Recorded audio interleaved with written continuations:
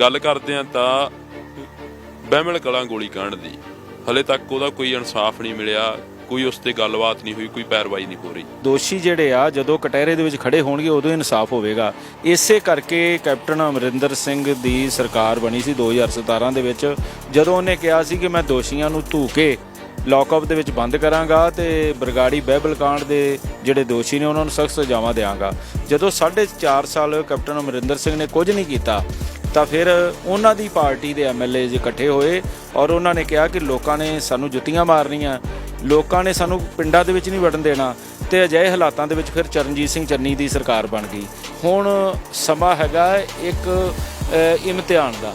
ਇਹ ਜੇ ਤਾਂ ਇਹਨਾਂ 30-40 ਦਿਨਾਂ ਦੇ ਵਿੱਚ ਕੋਈ ਫੈਸਲਾ ਲੈ ਗਈ ਚੰਨੀ ਸਰਕਾਰ ਤਾਂ ਬਹੁਤ ਚੰਗਾ ਹੋਵੇਗਾ, ਨਹੀਂ ਤਾਂ ਫਿਰ ਜਿਹੜੀ ਗੱਲ ਕਾਂਗਰਸੀਆਂ ਨੇ ਵਿਧਾਇਕਾਂ ਨੇ ਕਹੀ ਸੀ ਕਿ ਲੋਕਾਂ ਨੇ ਇਹਨਾਂ ਨੂੰ ਪਿੰਡਾਂ ਦੇ ਵਿੱਚ ਨਹੀਂ ਵੜਨ ਦੇਣਾ, ਬਿਲਕੁਲ ਹੀ ਨਹੀਂ ਪਿੰਡਾਂ 'ਚ ਵੜਨ ਦੇਣਾ। ਇੱਕ ਪਾਸੇ ਕਿਸਾਨੀ ਅੰਦੋਲਨ ਵੀ ਚੱਲ ਰਿਹਾ, ਕਿਸਾਨ ਵੀ ਕਹਿ ਰਹੇ ਨੇ ਕਿ ਜਿੰਨਾ ਟਾਈਮ ਸਾਡਾ ਹੱਲ ਨਹੀਂ ਹੁੰਦਾ ਉਹਨਾਂ ਟਾਈਮ ਅਸੀਂ ਪਿੰਡ ਦੇ ਵਿੱਚ ਅਲੌਸਮੈਂਟ ਕਰਤੀ ਹੈ ਕਿ ਅਸੀਂ ਪਿੰਡਾਂ ਦੇ ਵਿੱਚ ਨਹੀਂ ਵੜਨ ਦੇਵਾਂਗੇ, ਵੋਟਾਂ ਨਹੀਂ ਮੰਗਣ ਦੇਵਾਂਗੇ। ਤੇ ਮੈਂ ਤਾਂ ਪੰਜਾਬ ਦੇ ਮੁੱਖ ਮੰਤਰੀ ਨੂੰ ਕਹਾਂਗਾ, ਉਹ ਕਹਿੰਦਾ ਸੀ ਮੈਂ ਕਿਸਾਨਾਂ ਦੇ ਕੋਲ ਜਾਣਾ, ਤੇ ਮੈਂ ਗੱਲ ਕਹਿੰਦਾ ਕਿ ਉਹ ਪੰਜਾਬ ਦੀ ਅਗਵਾਈ ਕਰਨ। ਪੰਜਾਬ ਦੇ ਉਹ ਮੁੱਖ ਮੰਤਰੀ ਨੇ ਔਰ ਇੱਥੋਂ ਜਿੰਨੀਆਂ ਵੀ ਸੜਕਾਂ ਜਾਂਦੀਆਂ ਦਿੱਲੀ ਨੂੰ, ਉਹਨਾਂ ਸੜਕਾਂ ਦੇ ਉੱਤੇ ਕੇਵਲ ਤੇ ਕੇਵਲ ਉਸ ਦਿਨ ਆਮ ਲੋਕ, ਕਿਸਾਨ, ਮਜ਼ਦੂਰ ਜਾਂ ਮੁਲਾਜ਼ਮ, ਜਿੰਨੇ ਵੀ ਲੋਕ ਨੇ ਸਾਰੇ ਉਧਰ ਨੂੰ ਇੱਕ ਮੁਹਾਰ ਕਰ ਲੈਣ ਤਾਂ ਦਿੱਲੀ ਦੀ ਸਰਕਾਰ ਨੂੰ ਸਮਝ ਲੱਗ ਜਾਵੇ ਕਿ ਪੰਜਾਬ ਦੇ ਲੋਕ ਜਿਹੜੀ ਅਗਵਾਈ ਕਰ ਰਹੇ ਨੇ ਕਿਸਾਨ ਸੰਘਰਸ਼ ਦੀ, ਤੇ ਉਸ ਲਈ ਐਡੀਆਂ ਵੱਡੀਆਂ ਕੁਰਬਾਨੀਆਂ ਦਿੱਤੀਆਂ, 700 ਤੋਂ ਵੱਧ ਕਿਸਾਨ ਸ਼ਹੀਦ ਹੋਏ ਨੇ, ਤੇ ਇਹ ਜਿਹੜਾ ਸੰਘਰਸ਼ ਜਦੋਂ ਤੱਕ ਅਸੀਂ ਜਿੱਤ ਨਹੀਂ ਲੈਂਦੇ ਉਦੋਂ ਤੱਕ ਅਸੀਂ ਘਰਾਣੇ ਨੂੰ ਨਹੀਂ ਮੁੜਾਂਗੇ। ਤਮਾਮ ਉਹਨਾਂ ਮੁੱਦਿਆਂ ਤੇ ਅੱਜ ਗੱਲਬਾਤ ਕਰਾਂਗੇ। ਸਾਡੇ ਨਾਲ ਕਰਨੈਲ ਸਿੰਘ ਪੀਰ ਮੁਹੰਮਦ ਮੌਜੂਦ ਨੇ, ਜਿਹੜੇ ਪਿਛਲੇ ਸਾਲਾਂ ਦੇ ਦੌਰਾਨ ਚੁੱਕੇ ਜਾ ਰਹੇ ਨੇ। ਪਾਰਟੀਆਂ ਸੱਤਾ ਦੇ ਵਿੱਚ ਆਉਂਦੀਆਂ ਨੇ ਤੇ ਪਰ ਉਹ ਮੁੱਦੇ ਕਿਤੇ ਹੱਲ ਹੁੰਦੇ ਨਜ਼ਰ ਨਹੀਂ ਆਏ। ਉਹਨਾਂ ਮੁੱਦਿਆਂ ਦੇ ਵਿੱਚੋਂ ਇੱਕ ਮੁੱਦਾ ਅਹਿਮ ਆ, ਗੁਰੂ ਗ੍ਰੰਥ ਸਾਹਿਬ ਦੀ ਬੇਅਦਬੀ ਹੋਈ ਹੈ, ਜਿਹੜੀ ਗੋਲੀ ਕਾਂਡ ਹੋਇਆ ਬਹਿਮਲ ਕਲਾਂ ਦਾ। ਤਾਂ ਉਹ ਸਾਰੇ ਮੁੱਦਿਆਂ ਦੇ ਉੱਪਰ ਗੱਲਬਾਤ ਕਰਦੇ ਹਾਂ। ਮਾਮ ਸਾਹਿਬ ਪਹਿਲਾਂ ਵਾਹਿਗੁਰੂ ਜੀ ਕਾ ਖਾਲਸਾ, ਵਾਹਿਗੁਰੂ ਜੀ ਖਾਲਸਾ, ਵਾਹਿਗੁਰੂ ਜੀ ਕੀ ਫਤਿਹ ਜੀ। ਗੱਲ ਕਰਦੇ ਹਾਂ ਤਾਂ ਬਹਿਮਲ ਕਲਾਂ ਗੋਲੀ ਕਾਂਡ ਦੀ ਹਲੇ ਤੱਕ ਉਹਦਾ ਕੋਈ ਇਨਸਾਫ ਨਹੀਂ ਮਿਲਿਆ, ਕੋਈ ਉਸ ਤੇ ਗੱਲਬਾਤ ਨਹੀਂ ਹੋਈ, ਕੋਈ ਪੈਰਵਾਈ ਨਹੀਂ ਹੋ ਰਹੀ। ਦੇਖੋ, ਇਨਸਾਫ ਦੋਸ਼ੀਆਂ ਨੇ ਥੋੜ੍ਹਾ ਕਰਨਾ। ਹੁਣ ਤੱਕ ਤਾਂ ਜਿਨ੍ਹਾਂ ਨੂੰ ਅਸੀਂ ਦੋਸ਼ੀ ਕਹਿ ਰਹੇ ਹਾਂ ਉਹਨਾਂ ਕੋਲ ਅਸੀਂ ਇਨਸਾਫ ਮੰਗਦੇ ਰਹੇ ਹਾਂ। ਸੋ ਦੋਸ਼ੀ ਜਿਹੜੇ ਆ ਜਦੋਂ ਕਟਹਿਰੇ ਦੇ ਵਿੱਚ ਖੜੇ ਹੋਣਗੇ ਉਦੋਂ ਇਨਸਾਫ ਹੋਵੇਗਾ। ਇਸੇ ਕਰਕੇ ਕੈਪਟਨ ਅਮਰਿੰਦਰ ਸਿੰਘ ਦੀ ਸਰਕਾਰ ਬਣੀ ਸੀ 2017 ਦੇ ਵਿੱਚ, ਜਦੋਂ ਉਹਨੇ ਕਿਹਾ ਸੀ ਕਿ ਮੈਂ ਦੋਸ਼ੀਆਂ ਨੂੰ ਧੂ ਕੇ ਲੌਕਅਪ ਦੇ ਵਿੱਚ ਬੰਦ ਕਰਾਂਗਾ ਤੇ ਬਰਗਾੜੀ ਬਹਿਬਲ ਕਾਂਡ ਦੇ ਜਿਹੜੇ ਦੋਸ਼ੀ ਨੇ ਉਹਨਾਂ ਨੂੰ ਸਖਤ ਸਜ਼ਾਵਾਂ ਦਿਆਂਗਾ। ਜਦੋਂ 4.5 ਸਾਲ ਕੈਪਟਨ ਅਮਰਿੰਦਰ ਸਿੰਘ ਨੇ ਕੁਝ ਨਹੀਂ ਕੀਤਾ ਤਾਂ ਫਿਰ ਉਹਨਾਂ ਦੀ ਪਾਰਟੀ ਦੇ ਐਮਐਲਏ ਇਕੱਠੇ ਹੋਏ ਔਰ ਉਹਨਾਂ ਨੇ ਕਿਹਾ ਕਿ ਲੋਕਾਂ ਨੇ ਸਾਨੂੰ ਜੁੱਤੀਆਂ ਮਾਰਨੀਆਂ, ਲੋਕਾਂ ਨੇ ਸਾਨੂੰ ਪਿੰਡਾਂ ਦੇ ਵਿੱਚ ਨਹੀਂ ਵੜਨ ਦੇਣਾ, ਤੇ ਅਜਿਹੇ ਹਾਲਾਤਾਂ ਦੇ ਵਿੱਚ ਫਿਰ ਚਰਨਜੀਤ ਸਿੰਘ ਚੰਨੀ ਦੀ ਸਰਕਾਰ ਬਣ ਗਈ। ਅੱਜ ਜਦੋਂ ਚੰਨੀ ਦੀ ਸਰਕਾਰ ਬਣੀ ਹੈ ਤਾਂ ਉਹਨਾਂ ਦੇ ਸਾਹਮਣੇ ਵੀ ਸਭ ਤੋਂ ਵੱਡਾ ਸਵਾਲ ਇਹੋ ਹੀ ਹੋ ਰਿਹਾ ਹੈ ਕਿ ਉਹਨਾਂ ਦੀ ਪਾਰਟੀ ਦੇ ਹੀ ਪ੍ਰਧਾਨ ਨਵਜੋਤ ਸਿੰਘ ਸਿੱਧੂ ਸਵਾਲ ਉਠਾ ਰਹੇ ਨੇ ਕਿ ਅਸੀਂ ਕੋਈ ਕੈਪਟਨ ਅਮਰਿੰਦਰ ਸਿੰਘ ਨੂੰ ਲਾ ਕੇ ਚਰਨਜੀਤ ਸਿੰਘ ਚੰਨੀ ਨੂੰ ਪ੍ਰਧਾਨ ਬਣਾਉਣ ਵਾਸਤੇ ਕੋਈ ਬਗਾਵਤ ਨਹੀਂ ਸੀ ਕੀਤੀ। ਇਹ ਜਿਹੜੀ ਲੜਾਈ ਸੀ ਇਹ ਹੱਕ, ਸੱਚ ਤੇ ਨਿਆਂ ਲਈ ਪੰਜਾਬ ਦੇ ਮੁੱਦਿਆਂ ਦੀ ਲੜਾਈ ਸੀ ਔਰ ਸਾਹਿਬ ਸ੍ਰੀ ਗੁਰੂ ਗ੍ਰੰਥ ਸਾਹਿਬ ਜੀ ਦੇ ਅਦਬ ਸਤਿਕਾਰ ਦੀ ਲੜਾਈ ਸੀ।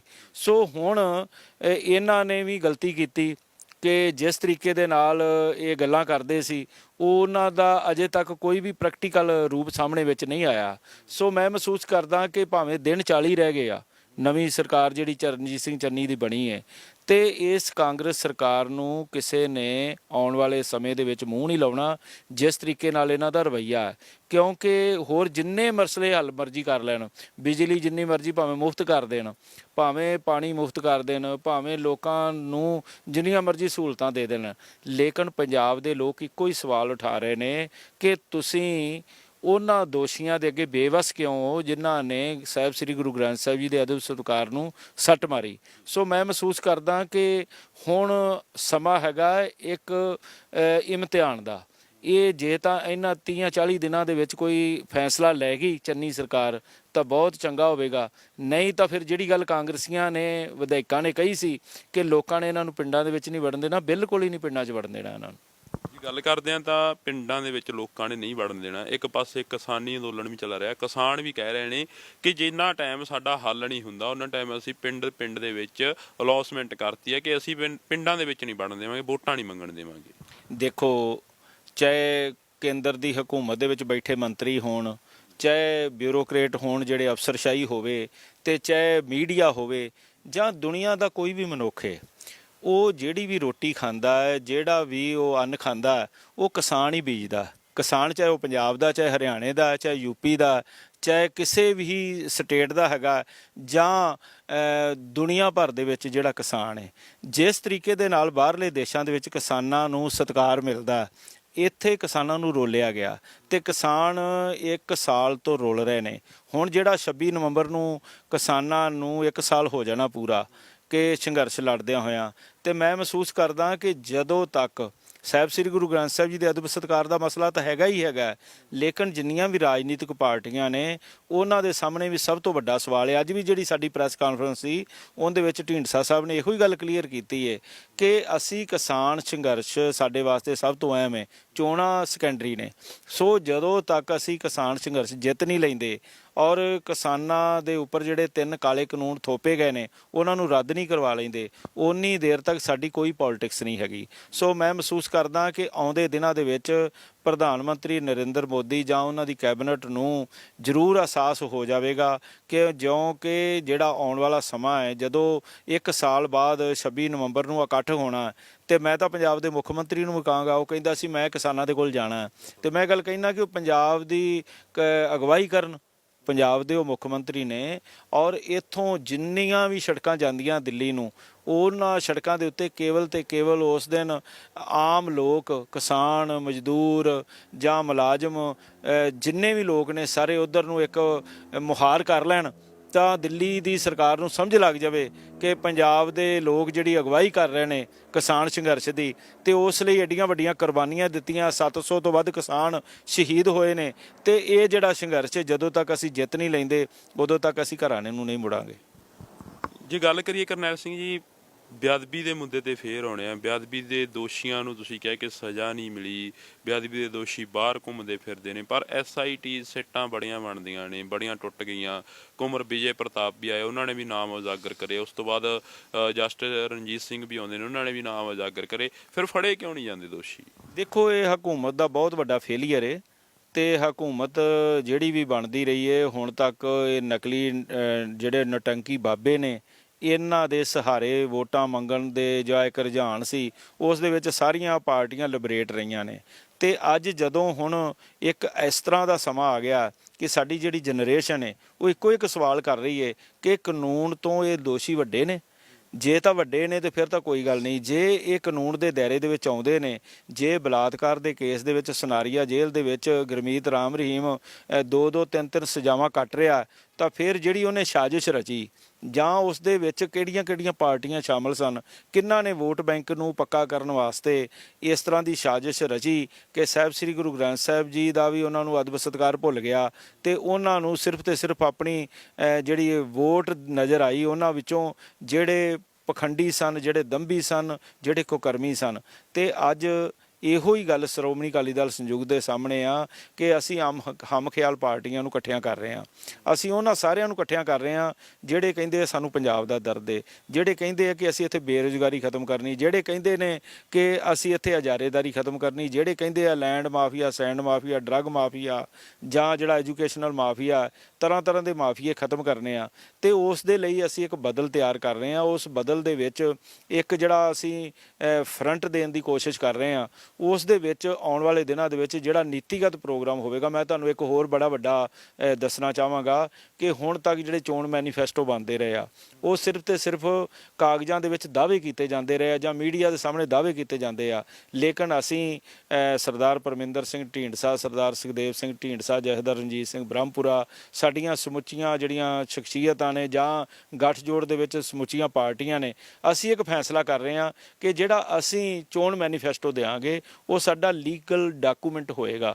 ਜੇ ਅਸੀਂ ਉਹਦੇ ਤੋਂ ਕਿਤੇ ਪਾਸੇ ਜਾਵਾਂਗੇ ਤੇ ਅਸੀਂ ਸਜ਼ਾ ਦੇ ਹੱਕਦਾਰ ਹੋਵਾਂਗੇ। ਕਾਨੂੰਨੀ ਤੌਰ ਦੇ ਉੱਤੇ ਅਸੀਂ ਉਹਨੂੰ ਇੱਕ ਲੀਗਲ ਡਾਕੂਮੈਂਟ ਤਿਆਰ ਕਰਕੇ ਰੱਖ ਦਿਆਂਗੇ। ਜਦੋਂ ਮਰਜ਼ੀ ਉਸ ਦੇ ਉੱਤੇ ਇਕੱਲਾ ਸਵਾਲ ਹੀ ਨਹੀਂ, ਉਸ ਦੇ ਵਿੱਚ ਜਵਾਬਦੇਹ ਵੀ ਬਰਾਬਰ ਹੋਵਾਂਗੇ। ਸੋ ਮੈਂ ਮਹਿਸੂਸ ਕਰਦਾ ਕਿ ਆਉਂਦੇ ਦਿਨ ਜਿੱਥੇ ਭਾਵੇਂ ਬੜੇ ਹੀ ਇਸ ਵੇਲੇ ਸਸਪੈਂਸ ਵਾਲੇ ਨੇ, ਇਸ ਤਰ੍ਹਾਂ ਦੀ ਇੱਕ ਬੇਵਿਸ਼ਵਾਸੀ ਦੇ ਮਾਹੌਲ ਦੇ ਵਿੱਚੋਂ ਗੁਜ਼ਰ ਰਹੇ ਹਾਂ, ਪਰ ਪੰਜਾਬ ਨੂੰ ਅਸੀਂ ਇੱਕ ਮਜ਼ਬੂਤ ਬਦਲ ਦੇਣ ਦੀ ਪੂਰੀ ਕੋਸ਼ਿਸ਼ ਕਰ ਰਹੇ ਹਾਂ।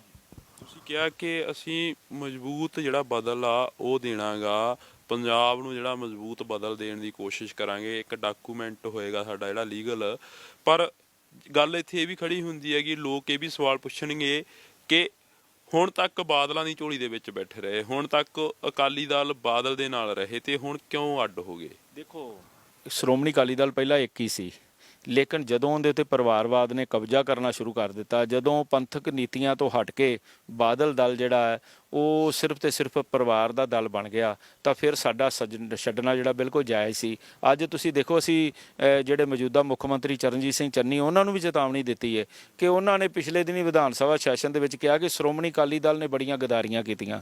ਅਸੀਂ ਉਹਨੂੰ ਇਹ ਗੱਲ ਕਹਿੰਦੇ ਕਿ ਇੱਕ ਪਰਿਵਾਰ ਤਾਂ ਗਦਾਰੀ ਕਰ ਸਕਦਾ, ਉਹ ਚਾਹੇ ਬਾਦਲ ਦਲ ਹੋਵੇ ਜਾਂ ਬਰਨਾਲਾ ਦਲ ਹੋਵੇ ਜਾਂ ਕੋਈ ਦਲ ਹੋਵੇ, ਲੇਕਿਨ ਜਿਹੜਾ ਸ਼੍ਰੋਮਣੀ ਅਕਾਲੀ ਦਲ ਹੈ ਉਹਦੇ ਵਿੱਚ ਬੜੇ ਟਕਸਾਲੀ ਜਥੇਦਾਰ ਨੇ, ਬੜੀਆਂ ਕੁਰਬਾਨੀਆਂ ਵਾਲੇ ਯੋਧੇ ਨੇ, ਜਿਨ੍ਹਾਂ ਨੇ ਬੜੇ ਸੰਘਰਸ਼ ਜਿੱਤੇ। ਇੱਥੇ ਜੈਤੋ ਦਾ ਮੋਰਚਾ, ਧਰਮਯੁੱਧ ਮੋਰਚੇ ਤੇ ਕਈ ਮੋਰਚੇ ਇੱਥੇ ਲੜੇ ਗਏ, ਔਰ ਉਹਨਾਂ ਮੋਰਚਿਆਂ ਦੇ ਵਿੱਚ ਵੱਡੀਆਂ ਪ੍ਰਾਪਤੀਆਂ ਵੀ ਹੋਈਆਂ। ਜੇ ਕਿਸੇ ਨੇ ਗਦਾਰੀ ਕੀਤੀ ਹੈ, ਚਾਹੇ ਉਹ ਲੌਂਗੋਵਾਲ ਸੀ, ਚਾਹੇ ਬਰਨਾਲਾ ਸੀ, ਚਾਹੇ ਮੌਜੂਦਾ ਸਮੇਂ ਦੇ ਵਿੱਚ ਬਾਦਲ ਪਰਿਵਾਰ ਹੈ, ਉਹਨਾਂ ਨੂੰ ਅੱਜ ਲੋਕ ਮੂੰਹ ਨਹੀਂ ਲਾ ਰਹੇ। ਲੇਕਿਨ ਸ਼੍ਰੋਮਣੀ ਅਕਾਲੀ ਦਲ ਨੂੰ ਇਸ ਤਰ੍ਹਾਂ ਦੀ ਗੱਲ ਕਹਿਣੀ ਇਹ ਕਿਤੇ ਵੀ ਜਾਇਜ਼ ਨਹੀਂ। ਅਸੀਂ ਚੰਨੀ ਹੋਰਾਂ ਨੂੰ ਟਾਈਮ ਦਿੱਤਾ ਹੈ ਕਿ ਉਹ ਜਾਂ ਤਾਂ ਬਹੁਤ ਜਲਦੀ ਇਸ ਗੱਲ ਦਾ ਸਪਸ਼ਟੀਕਰਨ ਦੇਣ, ਮਾਫੀ ਮੰਗਣ, ਨਹੀਂ ਤਾਂ ਅਸੀਂ ਉਹਨਾਂ ਦੇ ਘਰ ਦਾ ਘਿਰਾਓ ਵੀ ਕਰਾਂਗੇ।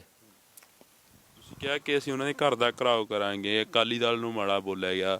ਸਰਦਾਰ ਸਿਮਰਜੀਤ ਸਿੰਘ ਮਾਨ ਨਾਲ ਵੀ ਗੱਲ ਹੋਈ ਹੈ ਇਸ ਵਿਸ਼ੇ ਤੇ। ਦੇਖੋ, ਮਾਨ ਸਾਹਿਬ ਵੀ ਇਹ ਮਹਿਸੂਸ ਕਰਦੇ ਨੇ। ਮਾਨ ਸਾਹਿਬ ਕੱਲ੍ਹ ਚੰਨੀ ਨੂੰ ਮਿਲ ਕੇ ਵੀ ਗਏ ਨੇ।